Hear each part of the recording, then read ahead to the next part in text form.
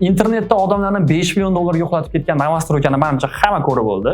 Hozirgi kunda odamlarning ishonchiga kirib, ularni uxlatib ketayotgan kompaniyalar juda ham ko'payib ketgan.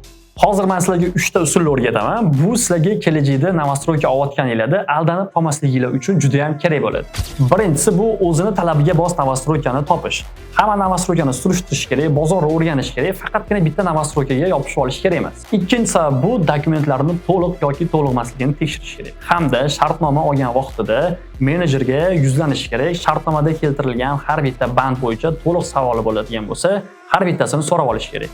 Hozirgi kunda ko'p muammo bo'lyapti. Menejerlarning o'zi bilmaydi shartnomada keltirilgan bandni yoki bo'lmasam odamlarning o'zi tushunmaydi shartnomani olib qo'yadi, kuyib qolish holatlari juda ham ko'p kuzatilyapti. Uchinchi sabab bu oldin qurgan uylariga borib, xalqdan, aholini o'zidan surishtirish kerak. Nima uchun? Chunki ularda yashayotgan aholi ham o'ziga o'xshagan klient, mijoz, kompaniya agar qanaqadir xatolik o'tgan bo'lsa kompaniyadan yoki bo'lmasam qanaqadir dokumentatsiyasini to'g'ri vaqtida chiqazib bermagan bo'lsa ochib aytadi. Bu kompaniyadan olma, bular senga vaqtida chiqazib bermaydi yoki kadastrdan muammo qilgan bizga degan narsani aytadi.